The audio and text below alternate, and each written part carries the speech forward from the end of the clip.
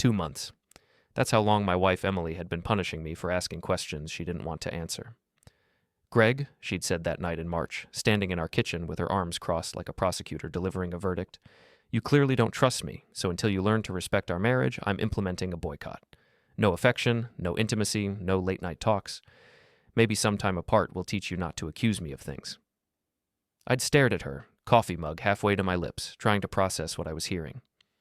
"Emily, I just asked why you've been coming home at midnight every night this week. That's not an accusation, that's a question." "Same thing," she'd snapped, grabbing her purse. "I'm staying at Jessica's tonight, and probably tomorrow night too. When you're ready to apologize for not trusting me, we can talk." That was 2 months ago. She'd kept her word about the boycott, all right. Our house felt like a museum, beautiful, cold, and empty.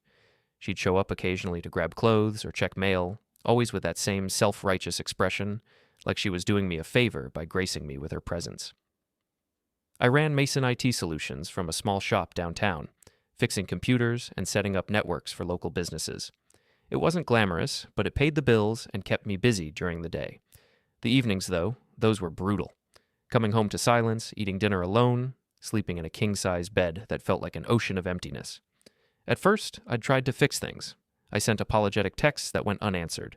I left voicemails explaining that I just wanted to understand what was happening to us. I even bought flowers and left them on the kitchen counter with a note saying I missed her. The flowers died, the note disappeared. The silence continued. My employee Pete, a 26-year-old computer genius with a mouth like a sailor and loyalty like a golden retriever, had watched me deteriorate for weeks before finally speaking up. "Boss," he said one Thursday afternoon as I stared blankly at a laptop screen, "you look like hell. When's the last time you slept?"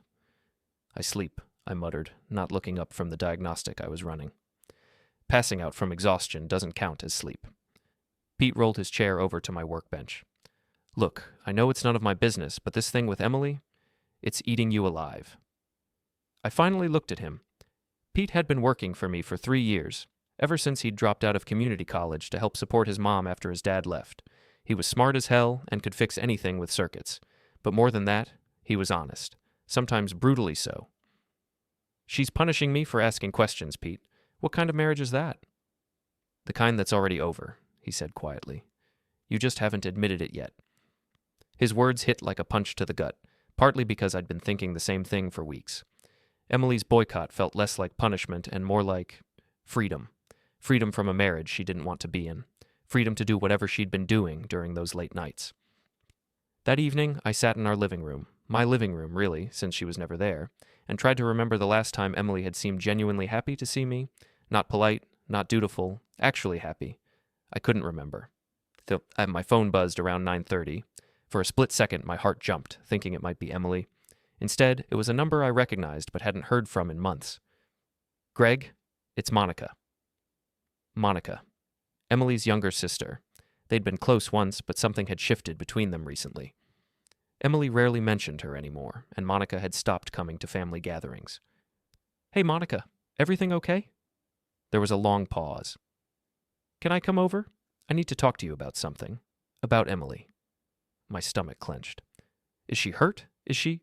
"She's fine, physically." Another pause. "But Greg, there's something you need to know. Something I should have told you weeks ago." 20 minutes later, Monica sat on my couch, clutching a cup of tea with shaking hands. She looked thin, tired, like she'd been carrying something heavy for too long. "I don't know how to say this," she began, staring into her cup. "Emily made me promise not to tell you, but I can't keep watching this happen. It's not right." "Monica, just tell me." She looked up, her eyes red-rimmed. "The boycott isn't punishment, Greg. It's cover. She's been seeing someone, multiple someones actually. She's using this separation thing to sleep around while keeping you on the hook as her safety net." The words hit me like a physical blow. I'd suspected, of course. Deep down, I'd known something was wrong, but hearing it confirmed felt like having the air sucked out of my lungs. "How do you know?" "Because she told me. She bragged about it." Monica's voice cracked. "She said you were too boring and too predictable, but that you were a good provider, and she wasn't ready to give up the house and the financial security. So she decided to have her cake and eat it too." I set down my coffee cup with a hand that wasn't quite steady. "Who?" "Her boss, Jack, from the agency. Some client named Brandon. A guy she met at that wine bar downtown. I don't know his name." Monica wiped her eyes. Greg, she's been laughing about this. Laughing about how you're sitting here alone, missing her, while she's out having the time of her life. The rage that filled me then was unlike anything I'd ever experienced. Not the hot, explosive anger of a moment, but something cold and calculating that settled into my bones like winter. Why are you telling me this now? Because yesterday she asked me to cover for her if you called asking questions. She wants to keep this going indefinitely. You waiting at home like a faithful dog while she does whatever she wants. Monica leaned forward, her voice intense. You can't let her come back and pretend nothing happened. You have to do something. I was quiet for a long time, my mind working through possibilities, consequences, plans. Finally, I looked at Monica. You're right. I do have to do something. What are you going to do? I'm going to stop being the faithful dog, I said. If Emily wants to act single, I'll act single too. But not the way she expects. Monica studied my face. Greg, you're scaring me a little. Good. Emily should be scared too. The next morning, I called in sick to work for the first time in 2 years. Instead of opening the shop, I drove to the Starbucks across from Pinnacle Marketing, the advertising agency where Emily worked as a creative director. I sat in my car with a cup of coffee and waited. At 8:47 a.m., Emily's silver BMW pulled into the parking lot. She got out wearing a dress I'd never seen before. Black, fitted, expensive looking. She walked into the building with a confidence that looked almost foreign on her. At 12:15 p.m., she came out for lunch. But instead of going to one of the nearby restaurants, she got into a red Mustang driven by a man I didn't recognize. Tall, dark hair, wearing a suit that probably cost more than I made in a month. Brandon, I assumed. I followed them to Chez Laurent, an upscale French place downtown. Through the window, I watched them share an intimate lunch, touching hands across the table, Emily laughing in a way she hadn't laughed with me in years. She looked radiant, happy. It should have hurt more than it did. Instead, I felt something like relief. This wasn't about me being inadequate or boring. This was about Emily being a liar and a cheat who'd rather destroy our marriage than have an honest conversation about what she wanted. That afternoon, I went back to the shop and found Pete working on a server installation. Feel better? He asked without looking up from his work. Actually, yeah, I do. I sat down at my workbench and opened my laptop. Pete, I need to ask you something, and I need you to be completely honest. Shoot. If someone was cheating on their spouse and lying about it, and the spouse found out and decided to get revenge, would that make the spouse the bad guy? Pete straightened up and looked at me. Depends on the revenge, I guess. We talking about slashing tires or burning down houses? Nothing illegal, nothing violent. Just consequences. Then hell no, it wouldn't make them the bad guy. Pete grinned. It would make them smart. Why? You finally figure out what Emily's really been up to. Her sister told me last night. Emily's been using the boycott as cover to sleep around. Jesus, Pete whistled low. That's cold, even for her. So what's the plan? I don't have one yet, but I will. That evening, Monica called again. How are you holding up? Better than expected. Can I ask you something? How long have you known about this? About a month. She told me at Mom's birthday party, remember? When you couldn't make it because of that emergency server call. I remembered. Emily had gone alone and come back in an unusually good mood. What exactly did she say? Monica was quiet for a moment. She said marriage was like a job. Sometimes you need vacation time to remember why you took the position in the first place. She said you were a good husband on paper, but that she needed excitement, and she'd found it. On paper, I repeated. That's how she described me? Greg, I'm sorry. I should have told you sooner. No, you did the right thing. Telling me now, I mean. If you told me a month ago, I would have tried to fix things. Now I know there's nothing to fix. What do you mean? I mean, Emily made her choice. She chose to lie, cheat, and humiliate me rather than have an honest conversation about our problems. So now I get to choose how to respond. You're not going to do anything crazy, are you? Define crazy. Greg, Monica, I'm not going to hurt anyone or break any laws, but I'm also not going to sit here and let her make a fool of me anymore. After we hung up, I sat in my kitchen and made a list, not of revenge tactics, but of facts. Things I knew, things I could prove, things I could use. Emily had been lying to me for months. She'd been using our marriage as financial security while pursuing other relationships. She'd been mocking me to her sister and probably her friends. She'd been planning to continue this indefinitely. She'd also made one crucial mistake. She'd underestimated me. Emily saw me as boring, predictable Greg who fixed computers and paid bills and waited patiently for her to come home. She didn't see the guy who'd served 2 tours in Iraq before starting his business. She didn't see the guy who'd built a successful company from nothing by being smarter and more determined than his competition. She was about to learn. I spent the next week gathering information. I drove by the wine bar Monica had mentioned and asked the bartender about Emily. "Oh yeah, the blonde with the BMW? She comes in Tuesday and Thursday nights, usually with different guys, friendly girl, big tipper." I checked our credit card statements and found charges I'd missed before. Expensive dinners, hotel rooms, lingerie purchases from stores I'd never heard of. All while she was supposedly staying at her friend Jessica's house. I called Jessica. "Hey, it's Greg. Is Emily there? I need to ask her something." "Emily? She hasn't stayed here in weeks, Greg. I thought you two worked things out." "We did. Thanks, Jessica." By Friday, I had a complete picture. Emily wasn't just cheating. She was living an entirely separate life, funded by our joint accounts and protected by an elaborate web of lies. That evening, Monica came over with Chinese takeout and a bottle of wine. "You look different," she said, studying my face as we ate. "Calmer." "I feel calmer. It's amazing what happens when you stop trying to fix something that was never broken in the first place." "What do you mean?" "I mean our marriage wasn't broken because I was boring or inattentive or whatever Emily's been telling herself. It was broken because Emily decided she wanted to be single while staying married. That's not a problem I could have solved by being more exciting or romantic or whatever. That's a character problem."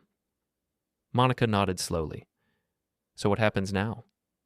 "Now I stop playing by her rules and start playing by mine." "Which means what, exactly?" I looked at Monica, really looked at her. She was beautiful in a way that Emily had been once, before the cynicism and entitlement had hardened her features. But more than that, she was honest. She'd risked her relationship with her sister to tell me the truth because it was the right thing to do. "It means I'm done being the faithful husband to a faithless wife," I said, "and it means I'm going to start appreciating the people in my life who actually deserve it." Monica blushed, but she didn't look away. "Greg, I'm not asking you to do anything, Monica. I'm just saying that when this is over, and it will be over soon, I'd like to take you to dinner. Somewhere nice. Somewhere we can talk. Without worrying about Emily or her feelings or her plans." "I'd like that," she said quietly. We spent the rest of the evening talking about everything except Emily. Monica told me about her job at the library, her plans to go back to school, her dreams of traveling. I told her about my time in the service, the early days of building my business, the satisfaction of solving problems that seemed impossible at first glance. It was the best evening I'd had in months. When she left around 11, she kissed me on the cheek. "Thank you," she said. "For what?"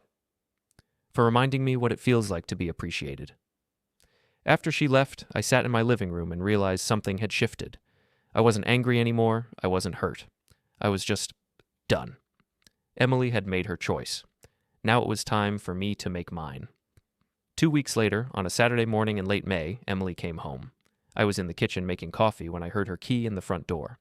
She walked in like she owned the place, which technically she did, at least until the divorce was final, carrying a small suitcase and wearing sunglasses despite the overcast morning.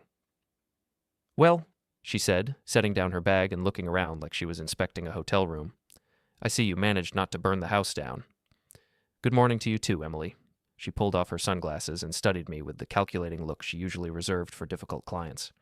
"You look different. Have you been working out?" I hadn't been, but I'd been sleeping better and eating regular meals since Monica had started coming over for dinner twice a week. "I've been taking better care of myself." "Good for you." She opened the refrigerator and frowned. "Where's all the food?" "I only buy what I need now. There's eggs, bread, some leftover pasta." "Leftover pasta?" She wrinkled her nose. "Greg, I've been gone for 2 months. I was hoping you'd at least stock the fridge before I came back." The casual entitlement in her voice was staggering. She'd abandoned our marriage for 2 months, and now she was complaining about the grocery situation. "I didn't know you were coming back," I said mildly. "You didn't call?" "I shouldn't have to call. This is my house too." She grabbed a bottle of water and leaned against the counter. "Besides, I figured you'd be so happy to see me that you'd want to celebrate. Maybe take me out to dinner tonight? That new steakhouse downtown looks nice." I sipped my coffee and watched her. She was performing confidence, but there was something brittle underneath it. Dark circles under her eyes that makeup couldn't quite hide. A tension in her shoulders that suggested things hadn't gone quite as smoothly as she'd planned. "How was your time at Jessica's?" I asked. "Fine. Relaxing. I needed the space to think. She moved closer, her voice dropping into what I recognized as her seduction mode. But I missed you, Greg. I missed us. Did you? Of course I did. Look, I know the last couple of months have been hard, but maybe we needed that time apart. Maybe it reminded us both of what we have together. Before I could respond, I heard a key in the front door. Emily frowned. Who the hell has a key to our house? Monica walked into the kitchen wearing one of my old army t-shirts and carrying a bag of groceries. She stopped when she saw Emily, but she didn't look surprised or guilty. She looked calm. Oh, Monica said, you're back. Emily's face went through several expressions in rapid succession. Confusion, recognition, and then something approaching panic. Monica, what are you doing here?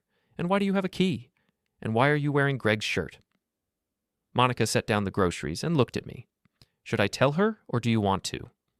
The moment stretched out like a held breath. Emily's eyes darted between us, her confident facade cracking. Tell me what?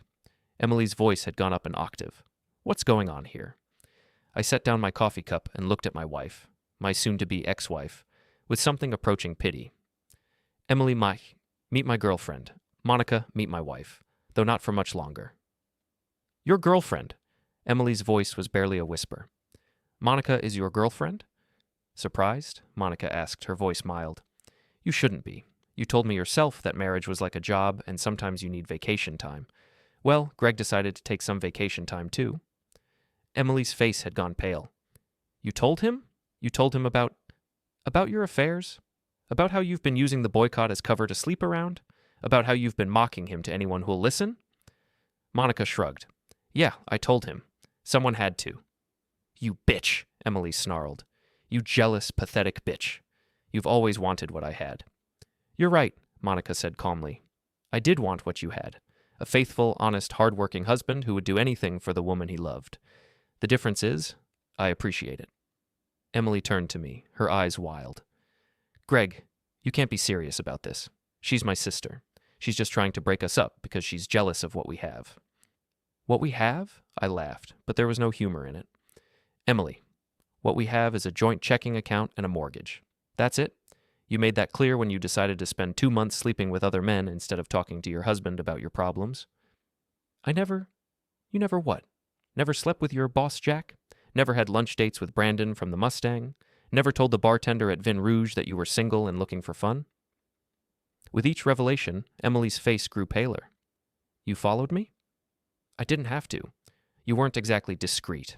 Credit card statements, Monica's testimony, public displays of affection. You left a trail a blind man could follow. Emily sank into one of the kitchen chairs, her hands shaking. Greg, I can explain. It wasn't serious. It was just what? Just fun? Just a break from your boring husband? Just a way to feel young and exciting again? I pulled out a manila folder from the kitchen drawer and set it on the table in front of her. It doesn't matter what it was, Emily. What matters is what it wasn't. It wasn't honest, it wasn't respectful, and it wasn't the behavior of someone who wanted to save her marriage. She opened the folder with trembling hands. Inside were copies of credit card statements, printed emails I'd recovered from our shared computer, photos I'd taken of her with Brandon, and a detailed timeline of her activities over the past 2 months. Jesus, Greg, you've been investigating me like I'm a criminal. You've been lying to me like I'm an idiot. I guess we both learned something new about each other. Emily looked up at Monica, who was calmly putting groceries away as if this were a perfectly normal Saturday morning. How long has this been going on? 3 weeks, Monica said without turning around. Since the night I told Greg the truth about what you'd been doing. Turns out when you treat someone with honesty and respect, they respond in kind. You should try it sometime. 3 weeks? Emily's voice cracked. You've been sleeping with my husband for 3 weeks? I've been dating your ex-husband for 3 weeks, Monica corrected. He filed for divorce 2 weeks ago. The papers are in that folder. Emily flipped through the documents until she found the divorce petition. Her face went white as she read the grounds: adultery, abandonment, and irreconcilable differences. You can't do this, she whispered. We can work this out. We can go to counseling. I'll end things with which one? I interrupted. Jack? Brandon? The guy from the wine bar? All of them.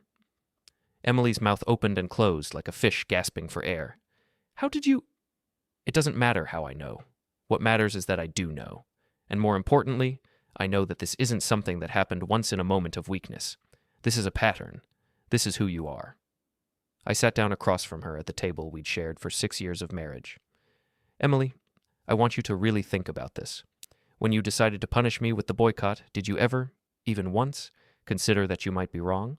Did you ever think that maybe I had legitimate concerns about our marriage that deserved discussion instead of punishment? She stared at me, tears starting to form in her eyes. I thought you were being paranoid and controlling. I asked you why you were coming home late every night. That's not paranoid or controlling. That's normal spousal concern. But instead of explaining or reassuring me, you decided to teach me a lesson by abandoning our marriage. I didn't abandon. You moved out, Emily. You stopped communicating. You started sleeping with other people. What would you call that? The tears were flowing freely now. I made a mistake. I was confused and angry, and I made bad choices. But we can fix this, Greg. We can get past this. I looked at her sitting there, finally showing genuine emotion, finally admitting fault, and I felt nothing. No anger, no satisfaction, no lingering love, just a kind of tired relief that it was finally over. No, Emily, we can't. And honestly, I don't want to. What do you mean you don't want to? Emily's voice had a desperate edge now. Greg, I'm your wife. I'm sorry, okay? I'm sorry for all of it. I'll do whatever it takes to fix this. I stood up and walked to the kitchen window, looking out at the backyard I'd spent countless weekends maintaining while Emily was off living her double life. Do you remember our 3rd anniversary? I asked without turning around. What? Our 3rd anniversary. You said you wanted to go to that new restaurant downtown, but they were booked solid, so I called in a favor from a client who knew the owner, and we got a table. You were so happy that night. You said I was the most thoughtful man you'd ever met. I remember, Emily said quietly. Last year, for our 5th anniversary, you forgot completely. I came home with flowers and dinner from that same restaurant. Takeout, since I couldn't get a reservation, and you were annoyed because you'd made plans to go out with your coworkers. You said I should have checked with you first. I turned around to face her. That's when I knew something had changed. Not when you started staying out late or being secretive. When you stopped appreciating thoughtfulness and started treating it like an inconvenience. Greg, I was just stressed with work. No, Emily. You were already checked out of our marriage. You just hadn't figured out your exit strategy yet. Monica finished putting away groceries and came to stand beside me. Not possessively, not to make a point, just to offer support. The simple gesture highlighted everything that had been missing from my marriage. I need you both to leave, Emily said suddenly. This is my house too, and I need space to think. Actually, I said, pulling another document from the folder, it's not. I bought this house 2 years before we got married with money I'd saved from my military service and my business. Your name is on the deed as my spouse, but in a no-fault divorce state with documented adultery, you're not entitled to much. Emily grabbed the document, a property assessment and legal analysis I'd commissioned from my lawyer. You can't kick me out of my own home. I'm not kicking you out. I'm asking you to leave voluntarily while we work out the details of the divorce. You can stay at Jessica's, or with Jack, or with Brandon. You've got options. This is insane. Emily jumped up from the table, her face flushed with anger. You're acting like I'm some kind of monster. People make mistakes, Greg. People have affairs. It doesn't mean the marriage is over. You're right, I said calmly. People do make mistakes. But this wasn't a mistake, Emily. This was a choice, multiple choices, made over multiple months with complete disregard for our marriage or my feelings. So what? You're just going to throw away 6 years because I made some bad decisions? I'm not throwing anything away. You already did that. Monica spoke up for the first time in several minutes. Emily, can I ask you something? Emily whirled around to face her sister. What? When you were telling me about your affairs, when you were bragging about how you were having the time of your life while Greg sat home alone, did you ever, even once, feel guilty? I wasn't bragging. Yes, you were. You said, and I quote, Greg thinks I'm at Jessica's feeling sorry for myself, but I'm actually getting the best sex of my life. It's hilarious how clueless he is. I felt Monica's words hit me like a physical blow, even though I'd already known the truth. Hearing the exact quote somehow made it worse. Emily's face crumpled. I didn't mean it like that. How did you mean it? Monica pressed. Because it sounded to me like you enjoyed humiliating your husband, like his pain was funny to you. That's not, I was just... Emily stopped, seeming to realize that any explanation would only make things worse. You were just what? I asked. Just enjoying yourself? Just living your best life? Just treating our marriage like a joke? Emily sank back into the chair, her head in her hands. I don't know what happened to me. I don't know why I did those things. I do, I said. You did them because you could, because you thought I'd always be here, waiting for you to come back, grateful for whatever scraps of attention you decided to throw my way. That's not true, isn't it? You said it yourself. I was a good husband on paper. Good provider, reliable, predictable, but not exciting enough to be faithful to. Emily looked up at me with red-rimmed eyes. I never said you weren't exciting enough. You didn't have to say it. You showed it. Every time you chose someone else over me. Every time you lied to my face. Every time you came home from one of your adventures and acted like I should be grateful you bothered to come home at all. The kitchen fell silent except for the hum of the refrigerator and the sound of Emily's quiet crying. I felt Monica's hand slip into mine, warm and steady. So what happens now? Emily finally asked. Now you sign the divorce papers, we divide our assets according to what's fair and legal, and we both move on with our lives. And you think you'll be happy with her? Emily gestured at Monica with something approaching contempt. You think my little sister is going to be enough for you? Monica squeezed my hand and stepped forward. You know what, Emily? Let me tell you what I think is going to happen. I think Greg and I are going to build something real together, something based on honesty and respect and genuine affection, something you never bothered to appreciate when you had it. And I think, Monica continued, her voice gaining strength, you're going to realize that you gave up the best thing that ever happened to you for a few months of cheap thrills with men who don't give a damn about you beyond what you can do for them in bed. Emily's face twisted with rage. You sanctimonious bitch! You think you're so much better than me. I think I'm honest, Monica said simply. I think I'm loyal. I think I'm capable of appreciating a good man when I find one. If that makes me better than you, then yes, I guess I am. Emily stood up so quickly her chair fell backward. I'm not going to sit here and listen to this from either of you. Greg, you want a divorce? Fine, you'll get your divorce. But don't expect it to be easy. And don't expect me to just disappear quietly. I don't expect anything from you anymore, Emily. That's the point. She grabbed her purse and headed for the door, then turned back.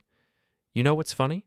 I came back here thinking I was being generous, thinking I was giving you another chance to be married to me. I can't believe I wasted 6 years of my life with someone so boring and vindictive. And I can't believe it took me this long to realize I was married to someone so selfish and dishonest, I replied. I guess we're both disappointed. Emily slammed the door so hard the windows rattled. Monica and I stood in the sudden silence, still holding hands. Well, Monica said after a moment, that went better than I expected. I laughed, surprised by the sound. Really? How bad were you expecting it to go? I thought she might throw something, or try to hit one of us. Emily never did handle rejection well. I pulled Monica into my arms, grateful for her warmth and steadiness. Thank you. For what? For being honest with me, for standing up to her, for being here. She smiled up at me. Thank you for being worth it. We stood there in my kitchen, our kitchen, holding each other while the morning sun finally broke through the clouds outside. For the first time in months, maybe years, I felt like I was exactly where I was supposed to be. But I had a feeling Emily wasn't done with us yet. I was right about Emily not being done with us. Over the next 2 weeks, she launched a campaign of harassment that would have been impressive if it hadn't been so pathetic. It started with the phone calls. She'd call at all hours, sometimes crying, sometimes screaming, sometimes trying to seduce me back with promises of how different things would be if I'd just give her another chance. I stopped answering after the 3rd day. Then came the social media blitz. Emily had always been active on Facebook and Instagram, but now she was posting multiple times a day about the difficult times she was going through and how some people couldn't forgive honest mistakes. She posted old photos of us together with captions like missing better times and when love was simple. Monica showed me the posts on her phone one evening as we ate dinner at my kitchen table. She's really committed to this victim narrative, isn't she? It's classic Emily, I said, twirling pasta around my fork. When she can't control the situation, she tries to control the story. Is it working? Are people buying it? I shrugged. Some are. I've gotten a few texts from mutual friends asking if I'm really divorcing Emily over one mistake. But the people who matter know the truth. What I didn't tell Monica was that the social media campaign was actually helping my case. My lawyer had screenshotted everything, and Emily's public attempts to manipulate the narrative were only making her look worse in the divorce proceedings. The real problem came when Emily decided to go after Monica directly. It started with a visit to Monica's workplace. Emily showed up at the public library where Monica worked as a research librarian and caused a scene in front of patrons and coworkers. According to Monica, Emily accused her of destroying a family and seducing her sister's husband. She was completely unhinged, Monica told me that evening, still shaken. She was screaming about how I'd always been jealous of her, how I'd plotted to steal you away from her. Mrs. Henderson had to call security. I felt anger rise in my chest. Not the cold, calculated anger I'd felt when I learned about Emily's affairs, but hot, protective rage. Did she hurt you? No, but she scared me. Greg, she's not thinking clearly. I'm worried about what she might do next. Monica's concerns proved justified. 2 days later, someone slashed the tires on her car. The day after that, her apartment building's fire alarm was pulled at 3 a.m, forcing all the residents to evacuate while the fire department searched for a non-existent fire. I couldn't prove it was Emily, but the timing was too convenient to be coincidental. That's it, I told Monica after the fire alarm incident. You're staying with me until this is resolved. Greg, I don't want her to think she's driving me away from my own life. She's not driving you away. I'm asking you to move in with me because I want you safe and because I want you here. There's a difference. Monica studied my face. Are you sure? It's only been a month since you filed for divorce. People might think we're moving too fast. People might think a lot of things. The only opinion that matters to me is yours. She smiled and kissed me softly. In that case, yes, I'd love to move in with you. That weekend, Pete helped us move Monica's belongings from her apartment to my house. As we carried boxes from the truck, Pete kept up a running commentary that had Monica laughing despite the stress of the situation. You know, Pete said, hefting a box of books, I always thought Emily was kind of high maintenance, but this whole stalker thing is next level crazy. She's not a stalker, Monica protested. She's just hurt and confused. Pete snorted. Monica, I appreciate that you're trying to be fair, but slashing tires isn't hurt and confused. That's criminal mischief with a side of psycho. I had to admit Pete had a point. Emily's behavior was escalating, and I was starting to worry about what she might do next. I got my answer the following Tuesday. I was at the shop, working on a server installation for a local law firm, when my phone rang. The caller ID showed the number for Pinnacle Marketing, Emily's workplace. Greg, this is Jack Morrison, Emily's boss. I think we need to talk. Jack Morrison. The same Jack Morrison that Emily had been sleeping with during her boycott. This should be interesting. What can I do for you, Jack? Look, I know this is awkward given everything, but Emily's been telling people around the office that you've been stalking her.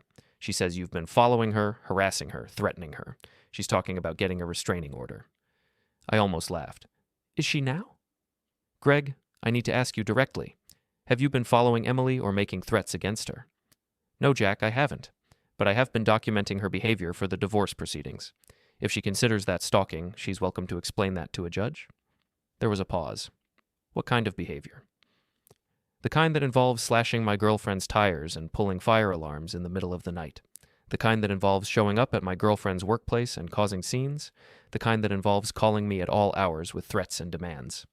Another pause, longer this time. Your girlfriend? Monica, Emily's sister, the one who told me about Emily's affairs.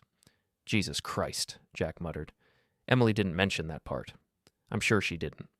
Jack, can I ask you something? Shoot. When you were sleeping with my wife, did she tell you she was separated? Or did she tell you she was married and just didn't care? The silence stretched so long I thought he might have hung up. Finally, Jack cleared his throat. She said you two were getting divorced? She said it was just a matter of paperwork. She lied. We were still very much married, and I was at home every night wondering why my wife was treating me like a stranger. Fuck, Jack said quietly. Greg, I'm sorry. I never would have, if I'd known she was lying. It's done, Jack, but I appreciate the apology. Look, about the restraining order thing, Emily's been acting erratic at work too. Missing meetings, showing up late, picking fights with coworkers. I think she's having some kind of breakdown. That's not my problem anymore. I know, but I wanted to give you a heads up. And I wanted you to know that if she tries to use me or anyone else here to back up her harassment claims, it's not going to happen. What she did to you, what we did to you, wasn't right. After Jack hung up, I sat in my shop thinking about how quickly Emily's world was unraveling. She'd lost her marriage, her sister, and now apparently her job performance was suffering too. Part of me felt sorry for her, but only a small part. That evening, I told Monica about Jack's call. She listened without interrupting, her face growing more concerned as I talked. "She's really falling apart, isn't she?" Monica said when I finished. "Seems like it. The question is, how far is she willing to fall before she accepts that it's over?" We got our answer 2 days later when Emily showed up at my shop with 2 of her friends in tow. I was closing up for the day when they walked in. Emily looked terrible. Unwashed hair, dark circles under her eyes, clothes that looked like she'd slept in them. Her friends, Jennifer and Amy, looked uncomfortable but determined. "Greg," Jennifer said, stepping forward like she was the spokesperson for the group, "we need to talk to you about Emily." "What about her?" "She's not doing well. She's barely eating, barely sleeping. She's convinced you're trying to destroy her life." I looked at Emily, who was standing behind her friends like a child hiding behind her parents. "I'm not trying to destroy anything, Emily. I'm trying to end our marriage legally and move on with my life." "By stealing my sister," Emily burst out. "By turning everyone against me. By making me look like a monster." "I didn't steal Monica. She chose to be with someone who treats her well, and I didn't turn anyone against you. Your own actions did that." Amy stepped forward.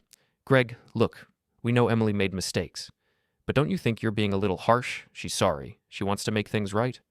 "How?" I asked. "How does she want to make things right? By taking back the affairs? By undoing the lies? By giving me back the months I spent wondering what I'd done wrong in my marriage?" "By going to counseling," Jennifer said. "By working on your marriage instead of just throwing it away." 3 women stood in my shop. Emily and the friends she'd coached to fix this. I asked what they really knew. "One affair," they said. I corrected them. Multiple men, joint cards, public mockery, then weeks of harassment against my girlfriend. Their faces changed as I showed photos of slashed tires and call logs with timestamps. "These are facts," I said. Disgust replaced loyalty. Emily snapped, then panicked. Monica entered with coffee and called it plainly. I was faithful. Emily chose chaos. Emily lunged. I stopped her and invited the police. She finally whispered she wanted her life back. I told her it was over.